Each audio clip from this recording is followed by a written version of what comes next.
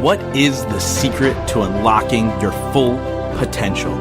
What makes your idols any different than you? How do you become the person you've always wanted to be in life? This is where you get all of your questions answered. My name is Justin Schenk, and I sit down with some of the most epic individuals who are changing the world with their actions in business and in life. We discuss how they did it, why they pushed themselves, and more importantly, how they were able to focus on continuous growth to achieve their dreams. Welcome to the Growth Now movement. I am so incredibly excited to let you guys know about Growth Now Movement Live coming to Reading, Pennsylvania, May 30th to June 1st. That's going to feature some of my top guests, top performers, people who are willing to share their time, their information, and their knowledge with you to help you level up in all areas of your life. Go over to gnmlive.com and get your tickets today because it will sell out, guys. It is going to be an epic day of growing together and really helping each other reach our goals. I cannot wait to see you there. gnmlive.com to grab your tickets today. This week, I sit down with the Confused Millennial, Rachel Ritlop. So for me, it was about just creating a lifestyle. You know, like commonly in business, we're told to go out and find the problem that we want to solve. But I'm the confused millennial. There's a lot of freaking problems out there. And if I try to solve them, I'm going to be paralyzed with like overanalyzing things. Like that was not going to be a strategy that worked for me. Rachel is the blogger behind the very, very popular blog, The Confused Millennial. She's also the host of the Confused Millennial podcast. This is the perfect episode for so many people, especially millennials. Let me tell you something. Rachel is the prototypical individual that you want to follow to learn how to create your own business from home, how to overcome adversity, how to level up, how to always be inquisitive of the world and how it works around you. I think you guys are absolutely going to love this episode. We talk about entrepreneurship, how to find your purpose. We talk about a thing that happened in Rachel's life that changed the course for so many people, and how she said the worst moment in her life gave her life. And I think you guys will be really inspired by how Rachel embraced this massive mistake she made in her life and was able to turn it into a positive. Now, before we dive in, I would love it if you guys went, rated, reviewed, and subscribed to the podcast. That is how I know you guys are loving it. Every single time you write a review, I make sure I read it. I want to thank you guys so much for tuning in week after week. Now, without further ado, let's dive into the episode with Rachel. Rachel, welcome to the Growth Now Movement. Thank you so much for having me. Yeah, I'm really excited about the conversation. It's funny because a lot of times I'll talk to people and then they mysteriously become clients of mine. But you became a client through somebody we both know and we've both talked to at least. And then we've just kind of hit it off. And I was like, I think it was our first conversation. I was like, I need to have you on my show. Because your journey's cool. Like just how open you are and how honest and going from, you know, having a day job, creating this blog and then making a living off of it within a year is really fascinating to me, because blogging to me is a medium that I'm still trying to understand. Right. And so when you told me your success with it, I was like, holy shit, let's have a conversation, not only about that, but also your journey. As I got to know you more, I was like, wow, this conversation is going to be super interesting. So why don't you just take a minute or two and just introduce yourself and who you are today to my audience, and then we'll unpack the rest. Oh, yeah. So my name is Rachel. I'm the blogger behind The Confused Millennial and newly launched podcast, The Confused Millennial. I started my own business back in 2014 after getting fired twice in under a month from what I thought was like my dream career and all that good stuff. I had a full-on quarter-life crisis, literally fired like 2 or 3 weeks after my 25th birthday. And I was at this place where I was like, I can't go back to work for somebody else. Like, I don't know how I'm going to make this work. I'm 25. I just finished my master's degree a couple of months ago, but like, there's just no way I can be an employee again. And so my then boyfriend, now husband, was like, okay, well, what are the characteristics of your dream job? So we literally took out a pen and pad and wrote out a list. Number one, I wanted to be able to watch the Ellen DeGeneres show every day because I was broke. You also said that the first time we ever talked too. So that is definitely number one on the list. It truly is. Like, I was too broke to pay for a DVR. I needed to be home at 3 or 4 every day to catch at least the ABC or NBC syndication of the show, like top priority. And I still to this day book my clients and calls around Ellen. Number 2, I want to be able to help people because priorities, people. So I, from there, kind of looked at how I wanted to help people, what my skills were at that time, and found a way to monetize the low-hanging fruit. So really, my company started out very differently than the blog. It wasn't really on my radar right away, but it gave me the foundation for the blog. So previously, my previous career was as a mental health counselor. I was working in different dual diagnosis treatment facilities. And a lot of my clients were young millennials that were really struggling with finances, their degree, career, relationships, all that good stuff that we struggle with from early 20s and on throughout the rest of our life if we're lucky. And so I wrote out this like 200-page life skills curriculum. Wow. And I went to my existing network, said, hey, I'm not doing therapy anymore, but if you need anyone to come in once a week to run a life skills group, like, here's what I put together. And word of mouth, things really picked up. And for a year, I went in and ran about 8 groups a week, teaching life skills to hundreds of people of all ages. And a lot of the things I taught in those groups are the blog posts that you see today. So it was like a really cool like market research case study of like hearing what people's questions were going to be to the content I created, figuring out what the holes were, figuring out how it was or wasn't relatable to people.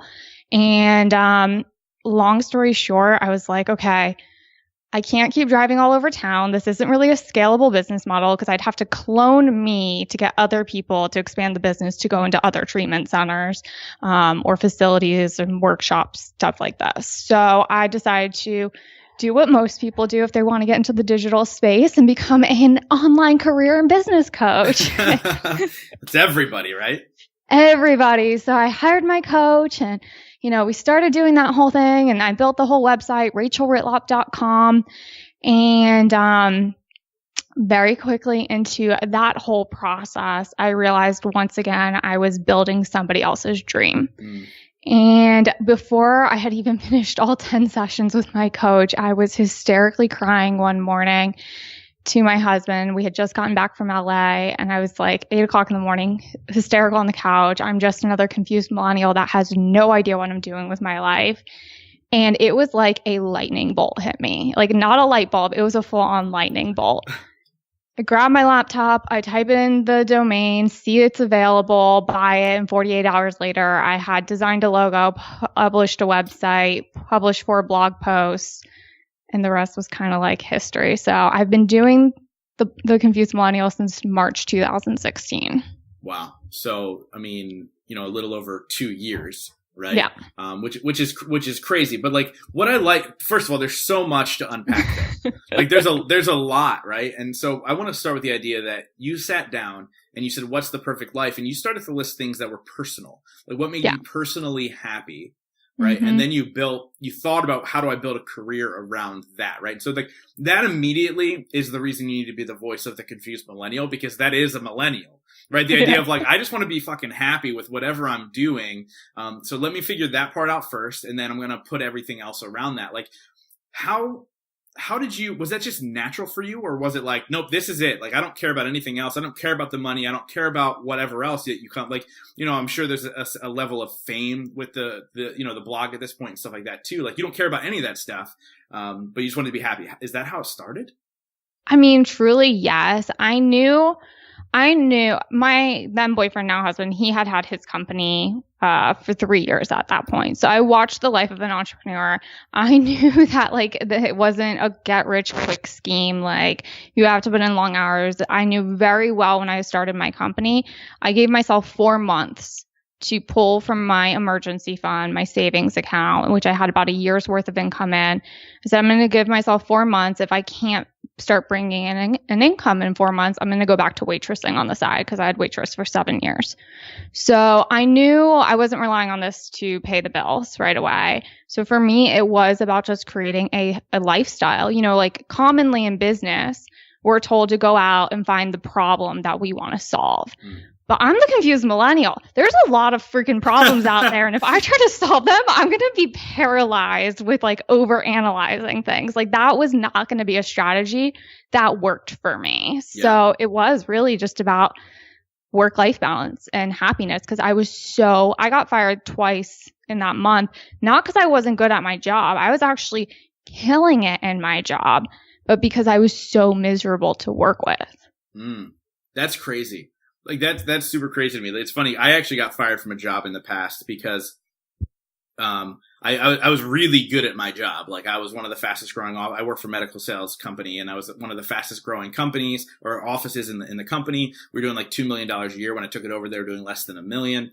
And I actually had somebody who worked for the company for like 18 years who ended up getting in an accident. And there's actually a lawsuit happening right now, so I can't say too much. He got in an accident. They fired him because they pulled his records and said he was speeding. And I was like, he's been here for 18 years. He's never been written up. I'm not firing him, because they're like, you need to fire him. I'm like, I'm not doing it. And essentially said to my boss, if you want him to be fired, you need to come here yourself and fire him, and fire me too. Well, they did. And so that's how I got fired the second time. I dared them to fire me. I had already tried quitting on my first day, and they convinced me to stay. But 3 weeks later, I was just like, dared them to fire me, and they did. And I was like very happy. I was like, fine, I'm going to collect unemployment then. Bye. Yeah. It was, and it's funny because I think that's so many times. I want to get into this because, this is kind of a lot of what you stand for. Like millennials are painted in a picture that we're lazy, that we don't really ever know what we really want. We don't think before we act, right? So like if I were to look at what I did in that job and saying, yo, if you want to fire him, fire me too, like that would be a think before you don't like, or act before you don't think moment, right? But I did think about it. Like I thought about it for hours before I called my boss. And like I was like, this is just what feels right. But what is it about being this leader in this confused millennial movement that you've created? Like, how do you own that? And so let me ask it in a different way, because it doesn't make sense. So sometimes there's shame built around, because of an older generation, there's shame built around being a confused millennial. And you've owned that, and you're like, I am a confused millennial, but I'm also the go-to person to help you through these things. Like, how are you able to kind of walk that line? Yeah, no, I mean, when I first launched, I can't even tell you the amount of DMs I got on Twitter from older people being like, so what are you confused about? And I'm like, everything and nothing all at the same time. Like, super melodrama, quarter life crisis. But what I realized is there's a really big negative connotation around the word confused, and which I don't understand why. Because to me, being confused means we're asking questions. It means that we're on a path to evolution and growth. There's a big difference between confused and apathy, contentedness, settling. Those are words that would scare me a little bit more. Yeah. Confused means I'm striving for something more. So I don't know why it got labeled as this like negative, bad like thing. An airhead kind of connotation. Yeah. So, I mean, that's kind of, I guess, when I reclaim the word confused, I'd say is how I kind of get to both be confused and like own it, but like also kind of be hopefully a source to people and figuring out their own confusion. Yeah, totally. That totally makes sense, because I think sometimes with the title of influencer, we feel like we need to be right all the time. And we feel like we need to be the person with all the answers. And I think that you've created the perfect brand to say like, no, I'm there with you, right? And so you've built this community of followers. What was that process like? Like you launched this thing a little over 2 years ago. By the way, I launched this podcast March of 2016 as well, which is kind of crazy now that I think about it. But you launched your blog, and it obviously started to grow organically, and you started to grow these followers. Like what was it? Like, what do you think it was? Was it the information you were putting out? You just happened to resonate with a large group of people? Like, what do you think it was?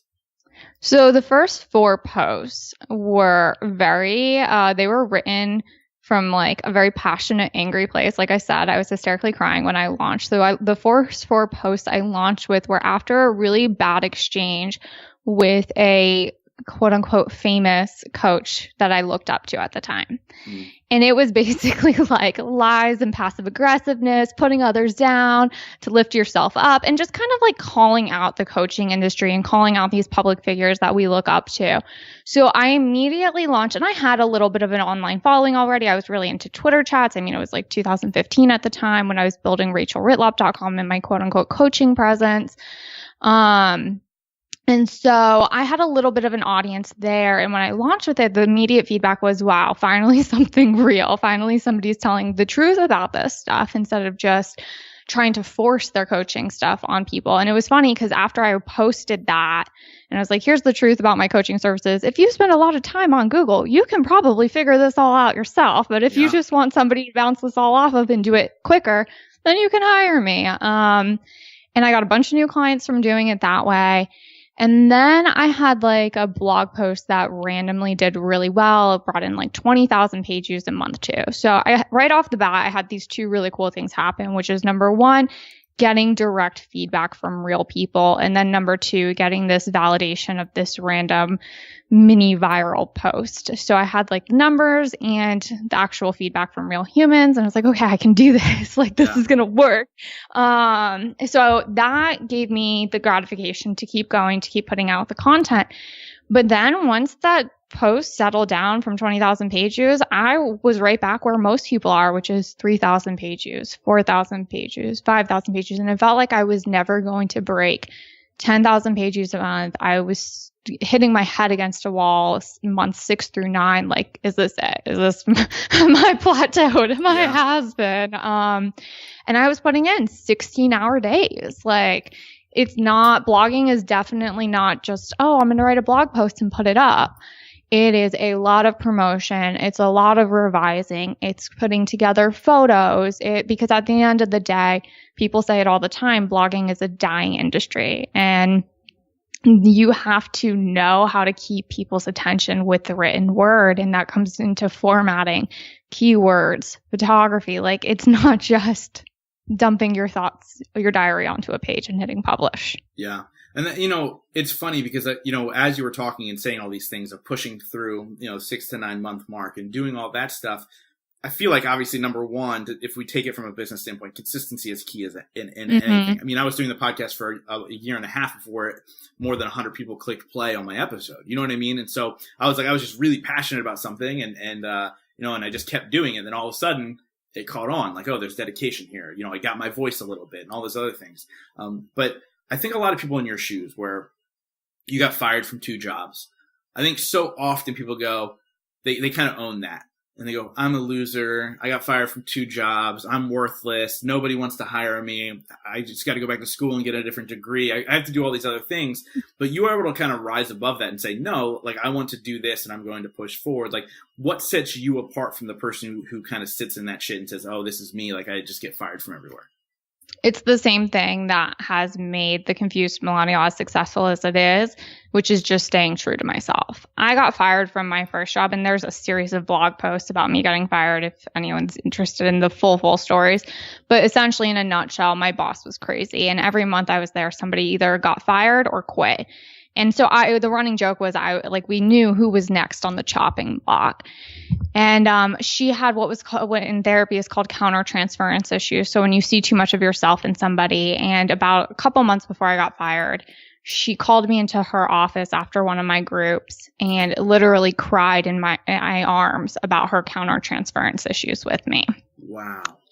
And she had made a couple of cutting remarks where somebody from a different department in our company had sat in on my group, and she was like, so-and-so really liked your group. I was like, oh yeah, it was a really good group he sat in. I did this whole psychodrama thing. She's like, oh no, it's because you're pretty. And I'm sorry, but like, as a 24-year-old and as a 24-year-old that, when I started in the substance abuse industry when I was 20, and I had a supervisor at the time that said, you need to go buy clothes that are 2 times bigger than what you're currently wearing. Like, you're around sick people, like, you need to be a blank slate. So I stopped wearing makeup to work. I didn't do my hair. I wore clothes 2 times bigger than what was actually my size. So to be told that I was liked because I was pretty in an industry I was working so hard to be taken seriously in, was really hurtful. And so I ultimately actually wrote out my list of boundaries and what it was I needed from her in order to stay at the company and what was and wasn't acceptable. And I practiced it for weeks, and I sat down with her and just really kind of just spoke my truth in a very diplomatic, non-emotional way. And sure enough, I got fired 3 weeks later. So I kind of knew it was coming. Same thing with getting fired at the other company. Retaliation? Let's talk about HR for a second. Like, that's straight up retaliation at that point. But anyway, continue. I mean, yeah. So, but it was like that kind of thing where like I knew I was getting, at that point, it was a really big, beautiful push where I knew when I was getting fired, it wasn't because I was a loser. It was because I actually found a voice for myself, and I was shaking when I went into her office. I had this freaking piece of paper with all my bullet points of what I was talking about, and I'm shaking. And I was just so proud that I, at 24 at the time, could stand up and to this woman that I had looked up to as, you know, my future self, that this was my dream career. So I didn't feel like a loser because I knew I had done what so few people could do. And my coworkers all even said, like, wow, to actually express myself, not in an angry way, not in a rageful way, not in an emotional way, but just matter of fact. And that's kind of what I try to bring into the blog too, which is like, things are going to happen. You're going to get emotional. It's how we reflect on it and how we communicate it to actually speak our truth from a grounded place. That's how we evolve. Nobody is evolving by throwing stones. We're evolving by taking a real look at ourselves and saying, this was my role in it. This was somebody else's role in it. I can't change them, but what I can do is change how I'm responding to them. And that's what I did when I got fired.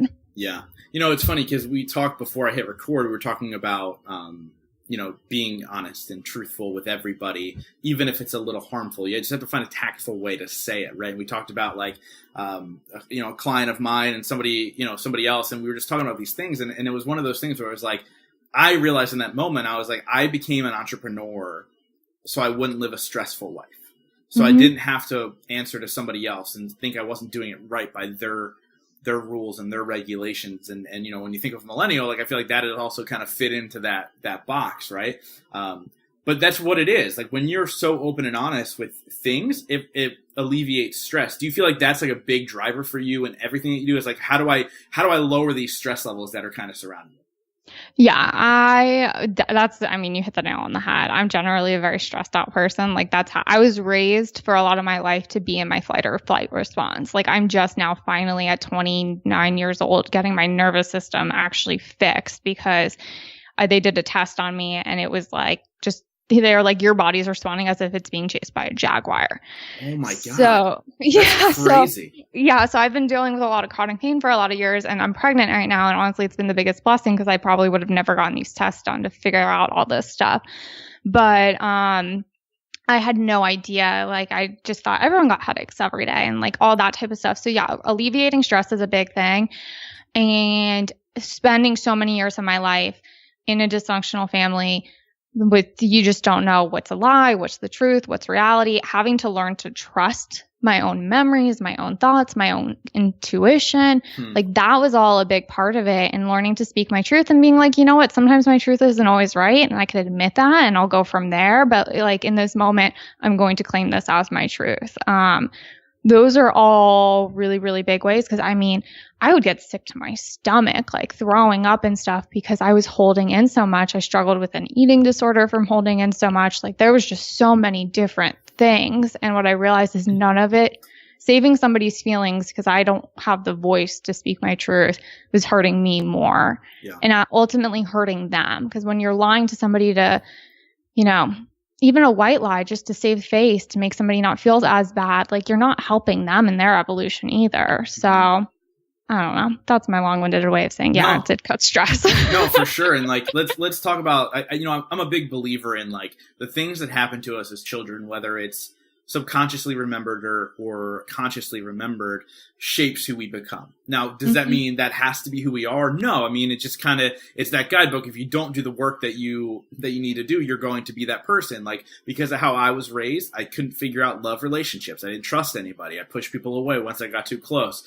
And those are things that I worked my ass off with therapists and relationship coaches on how do I get better, you know, in those moments. Like, so here you are, you're raised, and for whatever reason, you're raised in this fight or flight type of environment, right? And you're, I obviously give you permission to go deep into that if you'd like, but then you go from there and you go, okay, I need to address these things. And I think that's the biggest aha moment for most people is when we realize like, oh shit, this may not be my fault, but these actions today are my fault, and these are the things that I need to change. So what was like the big shift from where you were to, oh no, wait, hold on, I need to admit my faults, I need to do all these things?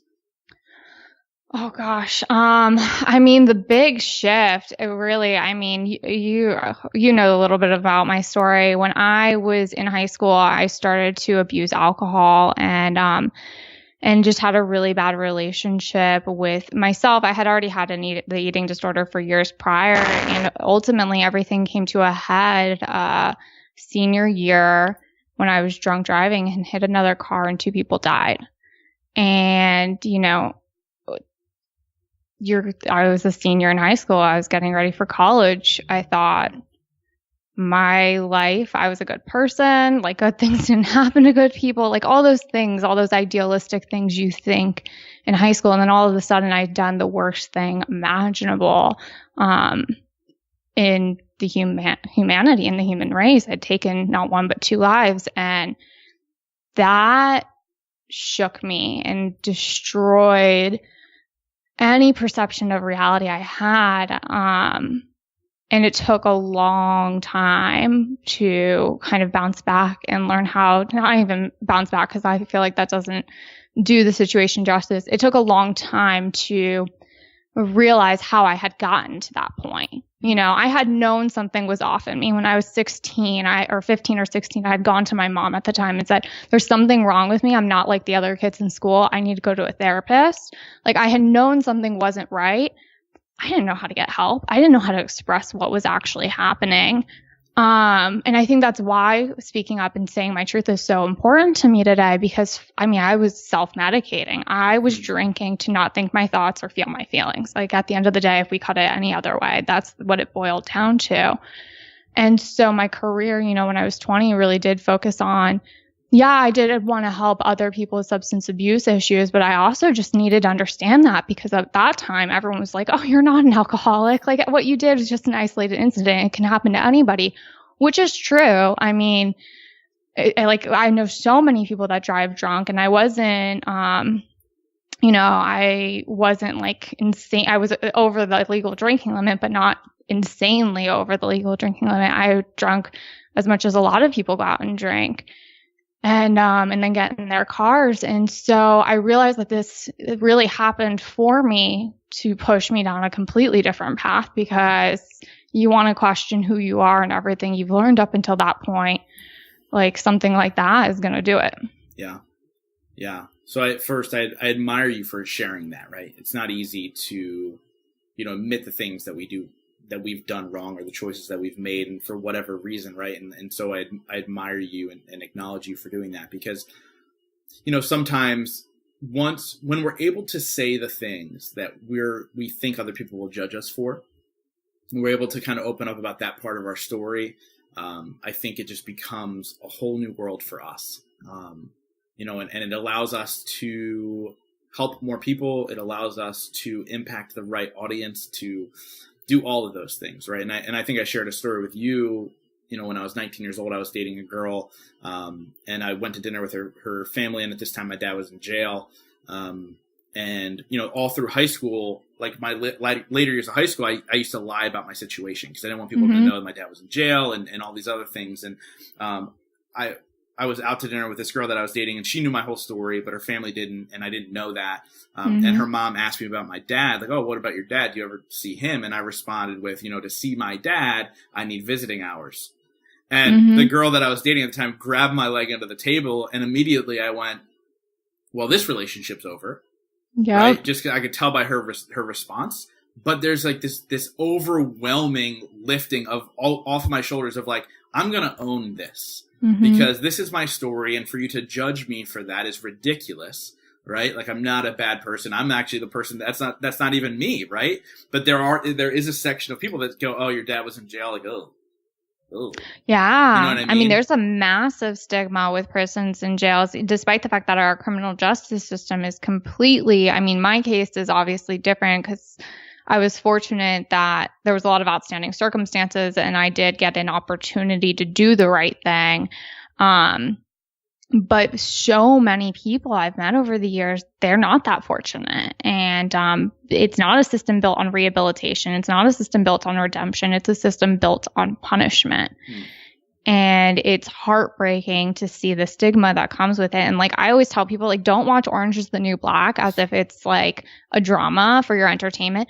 Watch it as if it's reality, because a lot of those things, especially season 5, when there's the prison riot, a lot of the things that one of the characters, Tasty, is fighting for are basic human rights, and they can't even get them. They can't even get women's hygiene products and stuff like that. And instead, what do? We label them as animals. We label them as criminals.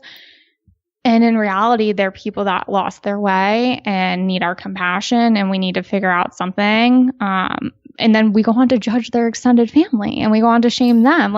Talk about perpetuating the cycle and continuing. The fact that, you didn't end up there too. That's not statistically the norm, and it's because of people's responses and people saying, well, you shouldn't be talking about that. You should hide that. That people end up in these situations where they perpetuate the shame, they perpetuate the guilt, they don't live their truth, they end up self-medicating, and that whole vicious cycle happens all over again. Yeah, and it's true. So how important do you think it was for you to figure out being an open book was really important going forward? Oh gosh. So that took a long time, and honestly, I wouldn't even say that I've figured that out, to be honest, yet. I think you're giving me a little too much credit there. That happened when I was 17, a senior in high school. And it took about 2 years, actually, until they officially arrested me. And so it was a very weird place where it was literally, I went back to high school. It happened the first Saturday of spring break. I had a week off school. I go back to school, and everyone's my teachers are Rachel, tell me the truth. Were you drinking?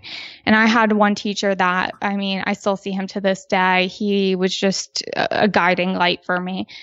And he had asked me that. And I remember my lawyer and my mom and everyone was don't tell anyone the truth. Lie.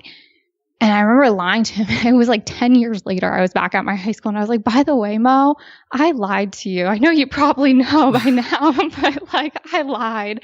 And, I spent 10 years, I went off to college, and I was waiting to get arrested, where I created a Facebook that was a fake name, and just so many years of hiding who I was. And then even after I got arrested, hiding what was happening. And then when I did talk about it, I got shamed for it in certain times, but then I was really supported by it at other times. So it was very confusing. And long story short, I did spend a year in jail. And after I got out of jail, I started public speaking, not because I was court ordered, but just because it was something that I felt really called to do. And I spent about 5 or 6 years working with a nonprofit locally, talking to 5th graders through college students about my story, about substance abuse, about the signs that things are getting out of hand, mental health, all of that. And that was a very corrective experience, because to talk to over 10,000 people and have an opportunity for them to ask me any questions after. And I've had some of the more offensive things that you could ask, which from, so what did you do again, after you just stand up there and pour your heart out? Somebody wasn't paying attention. Yeah, but that's high school. And so to, a 5th grader asking me if I was suicidal, and I'm you're 10 years old. How do you know what that means? And so, but it was a very corrective experience to kind of just go through all of that. And to a 10-year-old saying, my parents are in the hospital right now because a drunk driver hit them. Talk about heartbreaking, as this little boy's crying and associating with this person that he looked at hurting his parents. Everything you can imagine in those 5 years, I really was faced with. And that was very corrective. When I moved the blog online, though, because the internet is forever, as my mom likes to always remind me. And because when I was 17, so I'm actually Jewish, and I don't know how this came out because my last name is not even Jewish, but within weeks, I'm pretty sure the arresting officer was anti-Semitic, because that night they released my name in the news despite the fact that I was a minor. And the weeks that followed were tons and tons of anti-Semitic hate websites. There's no way anyone on the internet in 2007 would have known I was Jewish for there to be all of these anti-Semitic hate websites about me. And I had looked at the internet as a terrifying place to come out about my car accident. Yeah. So I've talked around it a lot on the blog, but I've actually never said my story on the blog. And that's a personal choice. I'm not there with it yet. I don't know why, because I'm used to talking about it. Like, I feel like a podcast makes more sense. Yeah. So I'm like, you're giving me way too much credit because it's not like it's on my blog. Nobody could search for this on my blog. Writing is so powerful. Yeah. It's funny because like I speak a lot, and obviously I have the podcast and I talk about things a lot. It didn't, and I gave the eulogy at my mom's funeral, and not that I'm comparing the two, but like it wasn't until I wrote down my feelings, like physically wrote down my feelings about, the things that the choices my mom made and so on and so forth, that the emotions could come out, right? So when you write something, whether you're typing it or writing it, it's just communicated differently. Like there's like this like deeper, like there's an actual physical study that say when you physically write, there's a ridiculous amount of like brain neurons that are firing off versus just speaking it or thinking it. And so, I totally get that. So you've been through a lot, right? From how you were raised to that day to things that we haven't even talked about that I know about on this show. But like, what do you think? I believe that everything happens for a reason. And as cheesy and cliche as that sounds, I believe that life happens for us, not to us, right? I think that too. Yeah. So what do you think your purpose is? Oh gosh. Okay. So there's a big difference between I think that everything happens for us, not to us, to what do I think my purpose is. Sure. I honestly, I'm not clear on what my purpose is right now. I think it's a lot of potential things.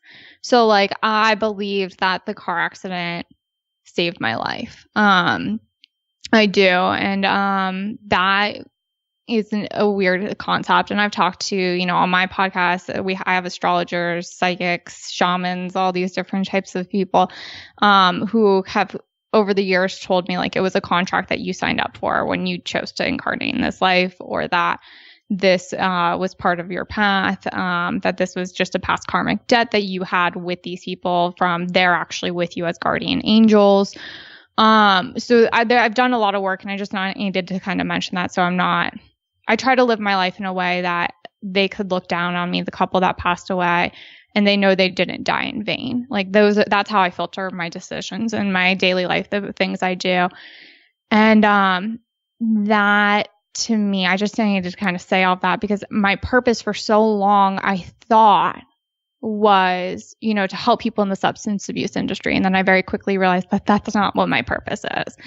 And then I've always been kind of told that I was here to be a mother. So ever since I was a little girl, people have always said, like, you're like going to make the best moms today. You're like a wife. Like, this is what you're here to do. And in episode 1920 on my podcast, I talk with an astrologer who's like, literally like, you've been a boss for many lifetimes. Like, you know how to do it. You've done it before, but you're here for family. And so I'm kind of in this place now where I feel like my purpose has shifted. So I think it has to do with children. I've always kind of thought it had to do with children because that was one of the big pieces of shame I had to work through from the car accident. I'd spent so much time nannying and babysitting that all of this time I was told, you can't work with kids anymore because you don't have a driver's license and you can't take them around. And if parents found out that you're a felon, they're not going to want you around their kids. And even in college, I was working as a research assistant, and one of the schools wouldn't let me in because of my felony. It was a public school, and it was against the rules. So I got all of this shame and stigma very quickly after the car accident that kids are just not going to happen. Like, you're not supposed to be around them. You're a bad person because you're labeled this way. So let me get back on track but that's crazy, though, because it's the exact opposite, right? Like, so here you are pregnant and so on and so forth. Yeah. And so when I got pregnant, that was like a really big thing because I was just like, oh, wow, kids, like this couldn't actually happen. And one of my friends actually said, she was like, I thought you didn't want to have kids. It's like, no, I've always wanted to have kids. I just, had all this shame put around me with kids from this because of my legal history. And I had to do a lot of work around things like that. But I do believe that today I'm here because my drinking and my eating disorder and things like that all really did stem from a lot of stuff in my childhood. And had the car accident not happened, I never probably would have opened up all of the cans of worms that I did. I never would have done the work to understand why I chose the parents I chose, and how all of this is happening for me rather than to me. So I think my purpose today has to do something with children, something with helping them raise their emotional intelligence, something with communicating people to be their most real and authentic selves, and not in the authentic way that like you see in Instagram captions, but in the way of just like actually speaking your truth, you know? And so I'm not totally sure what that's going to look like, but I think all of these experiences are happening for me to realize that like, you know, we as a society can't keep going the way we have. Like your girlfriend squeezing your knee because you made a comment at a family dinner. I've had so many relationships that did the same thing to me. Like we can't keep judging and shaming because we've all lived a life or had family members that lived a life. Like nobody makes it through the human experience untouched. Nobody. Yeah. So why are we going to judge and quantify what it is we're feeling? So I think my purpose has something to do with all of that. So the confused millennial is ushering in the next generation, whatever we're going to call that. Do they have a name yet? Like your kid, does it have a name for that generation? I don't think my kid would be part of Gen Z, but who knows? They let millennials ride for like almost 30 years. Yeah, millennials are like, I for a while I didn't think I was a millennial. Then I found out I am a millennial. But yeah, millennials are like they're 25 year span, so maybe the kid's part of Gen Z, maybe not, I don't know. Yeah, so maybe that's your purpose, is the confused millennial, is to usher in the next generation of people, letting them know it's okay.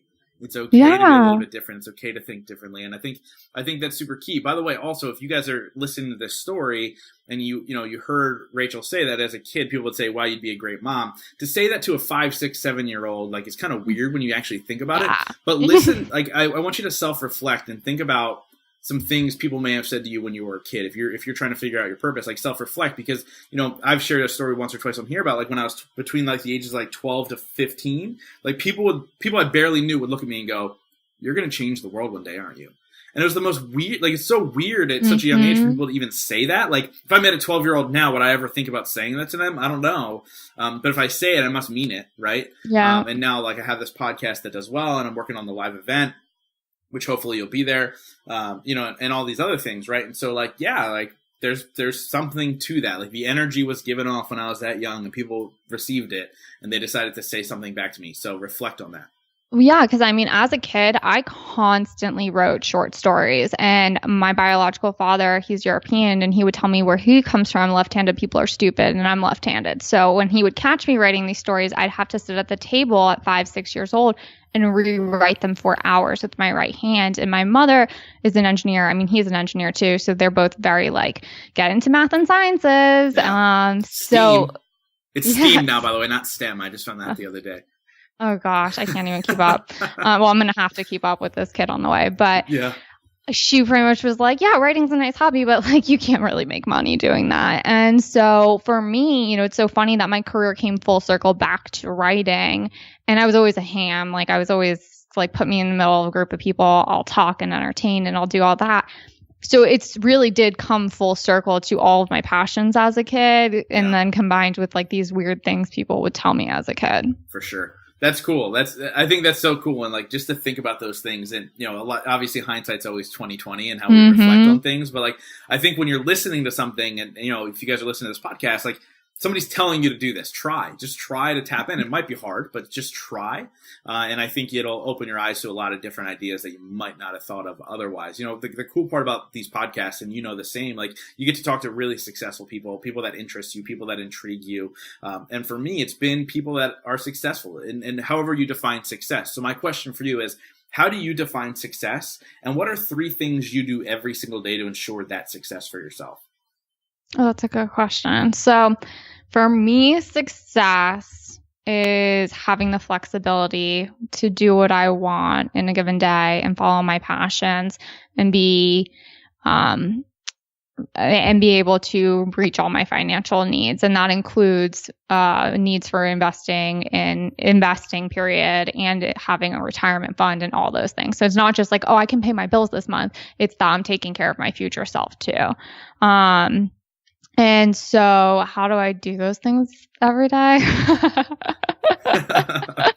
I would say, I mean, I do work as like much as I like flexibility and being unstructured. What I do is I think I handle my to-do list a little bit differently because as an entrepreneur, you know this, the work never ends. I can work a 16-hour day. And there's some days that's exactly what I want to do. And I let myself go with the flow and do that. And then there's some days where I just want to work 2 hours. And if I try to put myself at my desk the rest of that, like as if I had a 9 to 5, I would literally just be dicking around on the computer all day. I'm the same exact way. Yeah. So what I really try to do is I focus on like 3 to 5 things on my to-do list that are like must get done for the day. Because I can always get 2 hours of work in every day.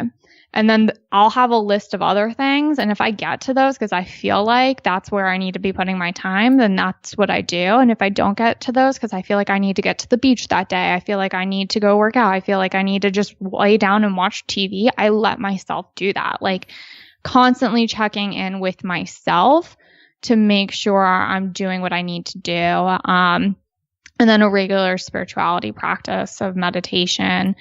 And really kind of working on that and obviously spending time with the husband and pup and stuff like that.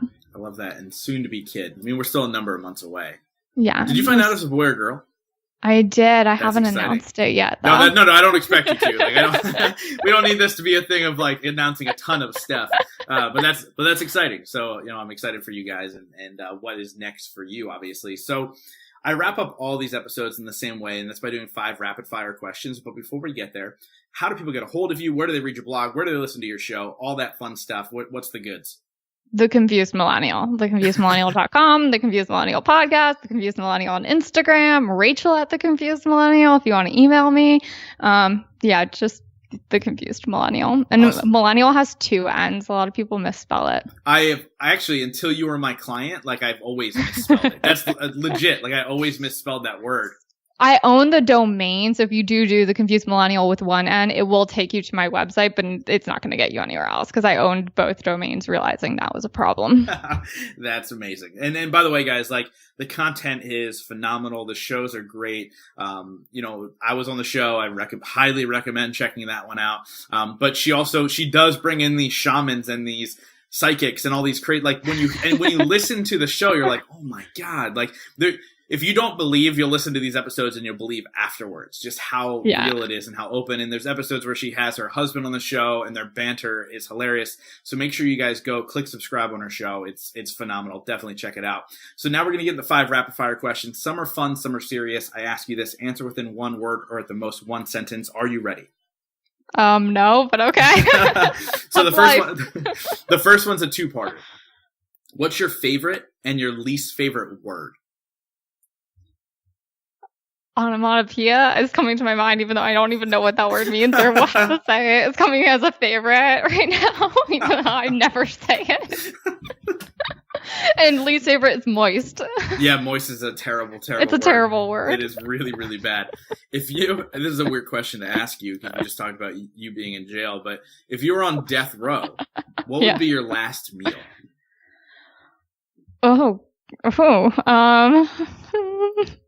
Barbecue, baby back ribs, and sweet potato fries. No, I want French fries, curly French fries, and tater tots. Tater tots are the best. Tater tots are the greatest invention on the planet. I don't care what you say. They really are. So I'm on board with that one. If you could have dinner with anybody, living or dead, who would it be? Ellen DeGeneres. Nice. We'll send this to Ellen when the episode's over. At the end of your life, if you could only be remembered for 1 sentence, what would that be? Fuck, I wish I had time to prepare for that. I'm just going to go with that's what went through my head. But I feel like it's fitting for that too. She's like, fuck, I wish I prepared for this. That is actually perfect. That is hands down greatest 1 sentence anybody will ever be remembered for. Fuck, I wish I prepared for this. Obviously, this podcast is called the Growth Now Movement, so I wrap up every single episode with this one question, and that is, in your life, what has been your biggest moment of growth? Oh, goodness. There's been so many. I have to choose one. So, I mean, I already told you guys about the car accident, so we'll skip that one. When I have to do in 1 sentence, my first fight with my husband. No, you can keep going. If you want to elaborate, go ahead.